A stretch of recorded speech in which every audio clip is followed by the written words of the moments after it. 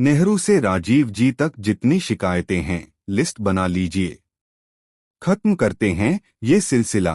PM को प्रियंका की सलाह। वंदे मातरम की 150वीं वर्षगांठ पर संसद में चर्चा चल रही है। प्रधानमंत्री नरेंद्र मोदी ने लोकसभा में इस बहस की शुरुआत की। इसके बाद कई सांसदों ने अपने विचार रखे। कांग्रेस सांसद प्रियंका गांधी वाड्रा ने भी अपना वक्तव्य दिया और सरकार के आरोपों का करारा जवाब दिया। उन्होंने वंदे मातरम को देश की आत्मा बताया और इसकी प्रशंसा की, साथ ही पूछा कि इस बहस की असली मंशा क्या है। ट्रेजरी बेंच की ओर इशारा करते हुए उन्होंने कहा कि सरकार चुनाव सुधारों पर बहस कराने को तैयार नहीं थी, लेकिन जैसे ही यह बहस आई, तुरंत तैयार हो गई। उन्होंने आरोप लगाया कि इस बहस का दूसरा कारण पश्चिम बंगाल में होने वाले चुनाव हैं। प्रियंका ने कहा कि सरकार असली स्वतंत्रता सेनानियों की भूमिका से ध्यान हटाना चाहती है। आप अतीत में जीते हैं, भविष्य के बारे में सोचने को तैयार नहीं हैं। इस दौरान उन्होंने पंडित जवाहरलाल नेहरू पर लगाए गए हर आरोप का एक-एक कर जवाब दिया। प्रियंका गांधी ने कहा कि हमारे प्रधानमंत्री नरेंद्र मोदी 12 साल से देश के प्रधानमंत्री हैं और पंडित नेहरू उतने ही समय 12 साल से ज्यादा जेल में रहे और मैं 12 महीने से सांसद हूं।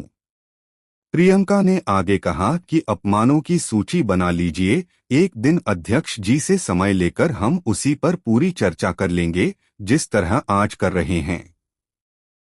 उन्होंने आगे कहा कि आप राष्ट्रीय गीत को छोटा करने की बात करते हैं, लेकिन राष्ट्रीय गान भी तो रवींद्रनाथ टैगोर की एक बड़ी कविता का हिस्सा है, जिसके बोल भी टैगोर ने ही तय किए थे। आप नेहरू के साथ साथ तमाम स्वतंत्रता सेनानियों का अपमान कर रहे हैं। असल में आप संविधान सभा पर ही सवाल उठा रहे हैं।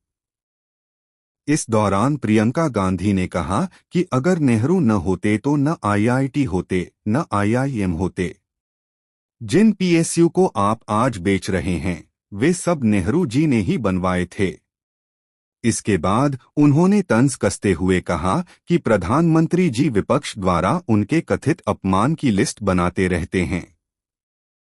मैं प्रधानमंत्री जी से अनुरोध करती हूं कि नेहरू, इंदिरा जी, राजीव जी और परिवारवाद पर भी वैसी ही लिस्ट बना लीजिए। आइए एक दिन पूरी चर्चा कर लें, इस मुद्दे को हमेशा के लिए खत्म कर दें। फिर असली मुद्दों पर आएं, जैसे महंगाई और बेरोजगारी। सत्ता पक्ष पर तीखा प्रहार करते हुए प्रियंका ने कहा कि आप सिर्फ चुनाव के लिए हैं, हम देश के लिए हैं। उन्होंने कहा कि कांग्रेस चाहे जितने चुनाव हार जाए, लेकिन बीजेपी और इस सरकार की गलत नीतियों के खिलाफ संसद में बैठकर लगातार लड़ेगी।